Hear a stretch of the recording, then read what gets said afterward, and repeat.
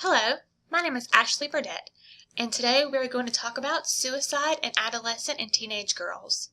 The class is GPH 721, Foundations of Maternal and Child Health, and our instructor is Jennifer Gunderman. The problem statement for suicide in teenage girls states that kids aged 10 to 24 are the most impacted, unfortunately. The most common areas for teenage suicide are areas where depression is the highest and where there is access to firearms. Most teen girls say that they have attempted suicide in order to escape an unbearable situation. Mental illness, cyberbullying, and discrimination are all leading factors. Mental illness encompasses depression, bipolar disorder, or other emotions like anger, guilt, and rejection. My job as a health educator in this situation is to make sure teachers, parents, and adolescents and teens are well aware of the warning signs. Suicide among teenage girls is unfortunately on the rise, but with a public health view and approach, I believe we can decrease this prevalence. And by taking a public health approach, I'm meaning to look at it from all angles. Let's do more research. Let's educate. Let's start from the ground floor and get into these communities. Some of the social determinants of health that are an integral part of this issue are safety, support, education, and discrimination. Here you can see our socioeconomic model, and it encompasses the policies, communities, organizational, interpersonal, and individual levels. On an individual level, knowledge can both hinder and help. It can help by knowing the signs of depression and how to overcome it. It can hinder by letting depression take over, not knowing exactly what depression is or how to handle it. An interpersonal level for this young age group is key. Peers have such a strong influence on each other as teenagers. The peers can hinder a teenage girl's life by bullying online or face-to-face at school. On the other hand, peers can help by lifting one another up and being that encouraging friend. On the organizational level, community-based organizations can help and or hinder a young girl's life. They can help in the form of having a good coach or mentor and being surrounded by focused, energetic, and positive people. The communities can help prevent the act of suicide by way of resources. There are multiple hotlines, websites, meetings, educational resources, and counselors that are available to young girls, to teenage girls, to young adults, and even to the parents and teachers. Local and state curriculum, we found, can actually hinder because of the lack of education in schools on depression and mental health. Sometimes this topic is one that is put to the wayside and just not discussed in school or in the homes. We have several proposed interventions for this issue: surveillance and risk factor identification, lithium treatments, mass media restrictions, and weekly community education. The lithium treatments focus on the individual and their families. Medication is often the answer for mental disorders, and lithium treatments have been proven to reduce suicide rates dramatically, sometimes up to even 82%.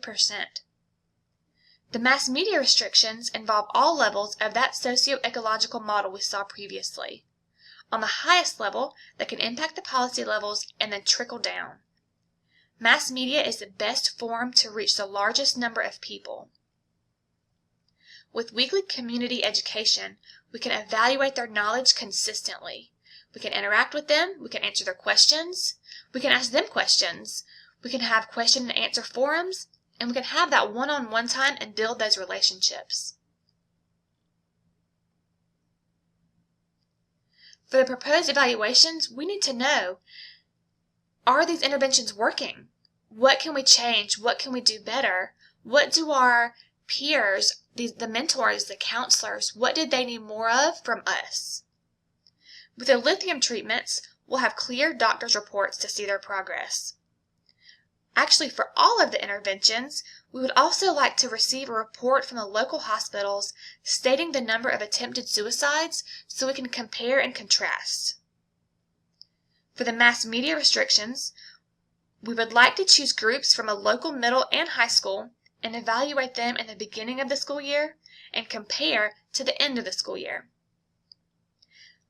We will try to have a select few that would be willing to give up social media altogether, and I'm sure that is going to show tremendous change compared to those that have only lessened their time on social media. For the weekly community education and town forums, as stated earlier, we will be able to have that one-on-one time with them to get to know how they're feeling throughout this process. There will be potential challenges and barriers. Honestly, suicide is a hard subject.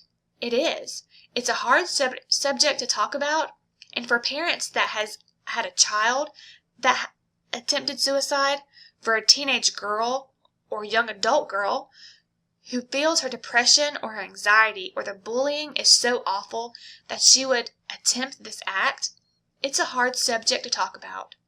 There will be some folks who would rather not participate or have a difference of opinions from us as educators, and that is okay. We will need to make sure our message is clear, accurate, sensitive, and educational. One potential barrier may be trying to find a place to have this weekly meeting. Will a church or a school be okay with us having this type of meeting there? We will work on trying to find a place that would offer a meeting space for free or little to no cost. The mass media connections may not want to change any of their commercials, or they may not want to hear us out, period, because we are not coming in with a large sum of money. We do not have much to offer them, except we are hoping to save teenagers' lives, and that should hold more weight in itself than money. I would like to explain our intentions and that we do not want to take away from anything else. It would never be our goal to overtake one of their spots for a paying customer. We simply want to work on a plan together. Here you can see the logic model that I've put together, and it includes our inputs, our activities, our outputs, our outcomes, and our impact. Our overall goal is to see less instances of suicide in teenage girls.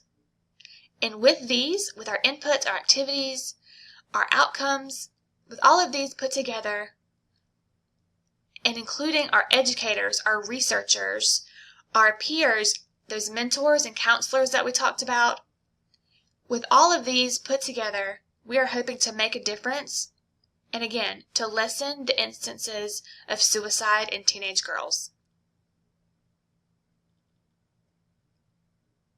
Thank you.